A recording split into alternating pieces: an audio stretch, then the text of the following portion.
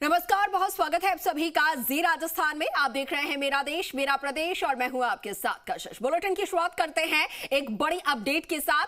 Pachpadra refinery हादसे का मामला और एनआईए को अब इस मामले की जांच जो है वो सौंपी जा सकती है।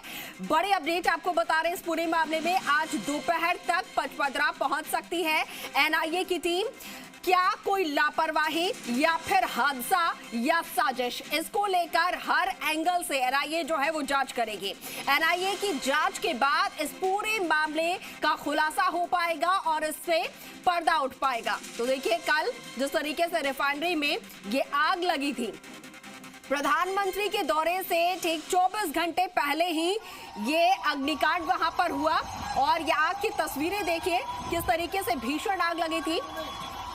आखिर प्रधानमंत्री के दौरे से पहले इतनी बड़ी लापरवाही या चूक या फिर कहा जाए कि साजिश, तमाम ये सवाल है जिसको लेकर अब जांच होगी। और चलिए, हमारे सहयोगी आशुतोष हमारे साथ इस वक्त ज्यादा जानकारी के लिए जुड़ चुके हैं, उन्हीं से हम जान लेते हैं। आशुतोष, बड़ा अपडेट मामले में कि अब इसकी जांच एनआईए कर सकती है, उन्हें सौंपी जा सकती है, क्या कुछ आपके पास जानकारी? हाँ देखिए, बिल्कुल ये राष्ट्रीय सुरक्षा से जुड़ा हुआ विषय है। प्रधानमंत्री नरेंद्र मोदी यहाँ आने वाले थे, उससे ठीक एक दिन पहले अगर इतना बड़ा हादसा सामने आता है तो बड़े सवाल खड़े होते हैं। अब क्योंकि बेहद ये जो पूरा मामला है उसकी जांच है वो बृहद जांच होनी है और करीब करीब जैसा जानकारी में सामने निकल के आया है कि 3 से 4 महीने इसको अब दुरुस्त होने में लगेंगे, समय लगेगा।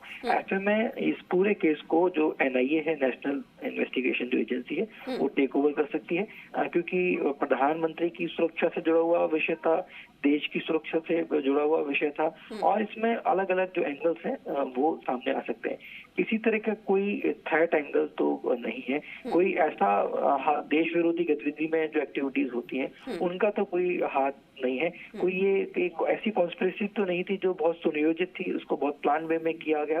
ऐसे बहुत सारी संभावना है जिसपे जो एनआईए है वो अपना वर्क कर सकती है। अभी तक ये जानकारी सामने निकल के आ रहा है कि संभावित तौर पे आज दोपहर बाद तक जो एनआईए की टीम है वो यहाँ पहुंच सकती है और केस को टेक ओवर कर सकती है और इसकी जो आगे की जांच है उसमें जो स्थानीय पुलिस है वो मौजूद तो रहेगी, राजस्थान की जो एटीएस है, एंटी टेररिज्म स्क्वाड है, उनकी टीम भी मौजूद रहेगी, लेकिन जो ओवरऑल इसकी मॉनिटरिंग है वो एनआईए करेगी और अगर किसी तरह का कोई ऐसा एंगल निकल के आता है तो इसकी जो जांच है वो एनआईए करेगी। क्योंकि एक प्रोटोकॉल का हिस्सा होता है कि जब प्रधानमंत्री की सुरक्षा में कोई भी इस तरीके की चूक का मामला आता है और उससे पहले इतना बड़ा हादसा सामने आता है तो एनआईए ही ऐसे विषयों की जांच करती है जिसमें संभावित तौर पर देश विरोधी जो एक्टिविटीज है या कुछ ऐसी जो एंगल्स है वो सामने निकल के। बिल्कुल बिल्कुल, क्योंकि ये बड़ी घटना थी और ऐसे में कहीं से भी कोई भी चूक नहीं होनी चाहिए थी और ये हादसा हुआ है तो उसकी जांच जो है वो बेहद ज्यादा जरूरी हो जाती है। ठीक है आशुतोष, आप बने रहिए हमारे साथ।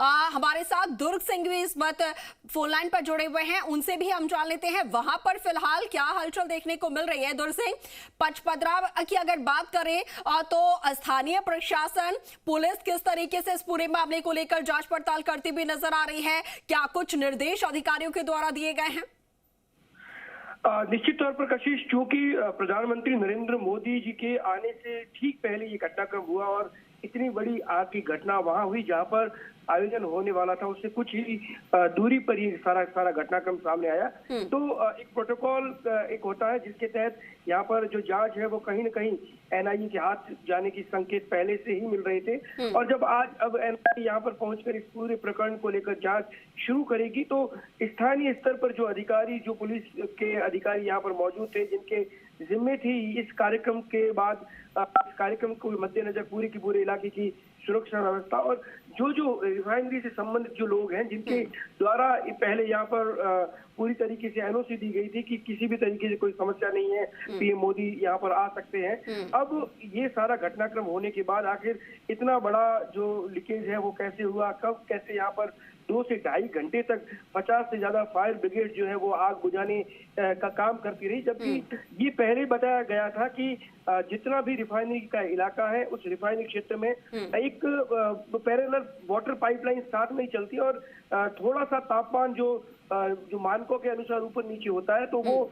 ऑटोमेटिक काम करना शुरू कर देती है। वाटर विंग जो होती है, फायर जो यहाँ पर इक्विपमेंट्स होते हैं वो काम करना शुरू करते हैं। तो यहाँ पर वो काम क्यों नहीं हुआ, ऐसे कई चीजें हैं जिनको विपक्ष ने भी कई सवाल उठाए हैं कि प्रधानमंत्री की सुरक्षा से संबंधित जो सवाल है, इसको लेकर अब एनआईए क्या जांच करती है। पुलिस के साथ भी इनकी यहाँ पर मौजूदगी रहेगी, लेकिन पुलिस जो है वो यहाँ पर सिर्फ इनकी मौजूदगी रहेगी। एनआईए सारा का सारा जांच जो है वो मॉनिटर करेगी। सारी की सारी प्रधानमंत्री की सुरक्षा से संबंधित ये सारी घटनाक्रम है, इसीलिए यहाँ पर एनआईए के हाथ में अब ये जांच जो जा रही है, तो ये बताया जा रहा है कि शीघ्र ही हर एंगल से जांच होगी और जो भी इस मामले में सामने चीजें आएगी उस पे सबकी नजर जमी हुई है। जी बिल्कुल बिल्कुल। और आशुतोष, जैसा कि आप बता रहे हैं कि दोपहर तक एनआईए की टीम यहां पर पहुंच सकती है।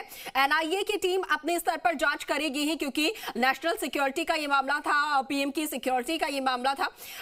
लेकिन जो स्थानीय प्रशासन है उनकी बात करें, एटीएस की बात करें, तो अधिकारियों की तरफ से उन्हें क्या निर्देश दिए गए हैं, कब तक वो अपने स्तर की जांच करके रिपोर्ट सौंपेंगे? देखिए, ये जाहिर है, क्योंकि आप मान के चलिए कि राजस्थान का पूरा प्रशासनिक अमला, चीफ सेक्रेटरी की बात करें, डीजीपी की बात करें, एडीजी इंटेलिजेंस की बात करें, और पूरा के पूरा प्रशासनिक अमला वहां पर मौजूद था, क्योंकि ठीक अगले दिन पीएम मोदी आने वाले थे।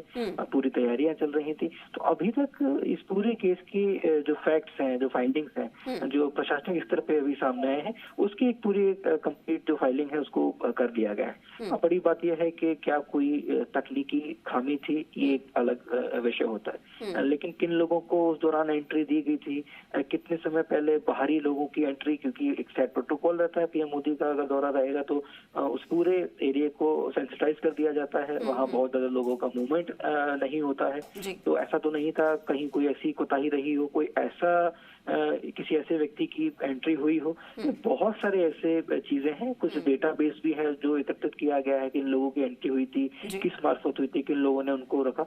बहुत सारे ऐसी चीजें हैं, उनकी पहचान क्या थी, क्या उनकी वेरिफिकेशन की गई थी या नहीं की गई थी। बहुत सारे अलग अलग पहलू हैं जिनकी फाइंडिंग्स अपने स्तर पे राजस्थान पुलिस की जो अलग अलग एजेंसीज हैं उन्होंने कर ली है।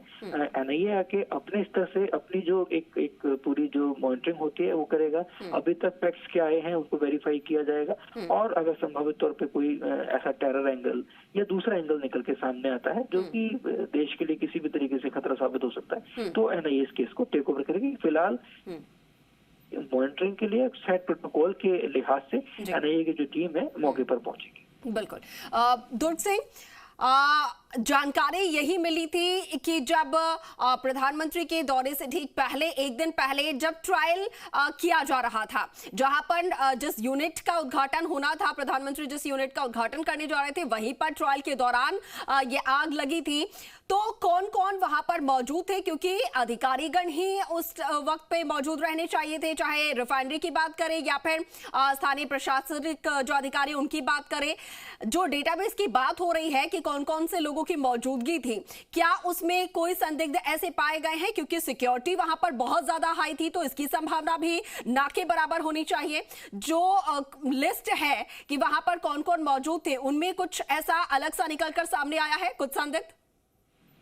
देखिए कशिश, अभी इस पूरे प्रकरण में जब जांच जो है वो इतने उच्च स्तर पर है, जहाँ पर कुछ भी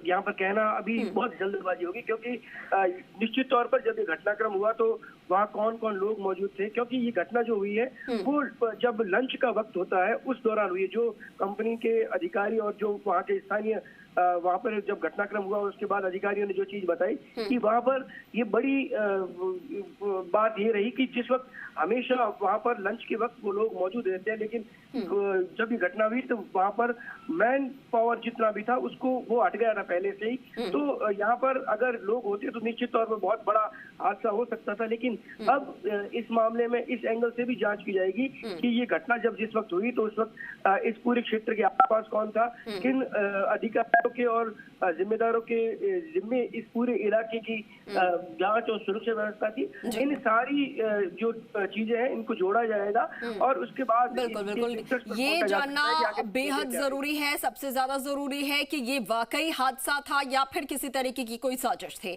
ठीक है आशुतोष और दुर्ग सिंह, आप दोनों नजर बनाए रखिएगा इस पूरे मामले को लेकर, क्योंकि दोपहर तक एनआईए की टीम पहुंचती है। फिर क्या कुछ और खुलासे होते हैं उसको लेकर भी अपडेट लेंगे। फिलहाल के लिए आप दोनों का बहुत शुक्रिया।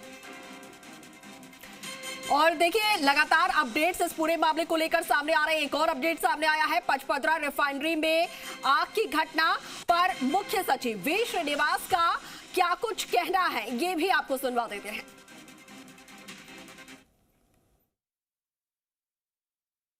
हम लोग जा रहे हैं आज सुबह, और मॉर्निंग मेरी HPCL चेयरमैन साहब से बात हुआ है। माननीय मुख्यमंत्री जी 11 बजे जयपुर से प्रस्थान होंगे और आगे की जो डिसीजंस हैं हम आपको वहाँ से सूचित कराएंगे। अभी जा रहा हूँ मैं वहाँ, एंड माननीय मुख्यमंत्री जी भी बड़ा जल्दी आ रहे हैं। प्रारंभिक जानकारी मिली? We will give you. अभी जा रहे हैं तो पता चलेगा। आज डिस्कशंस हैं अभी 1 घंटे बाद। बिल्कुल।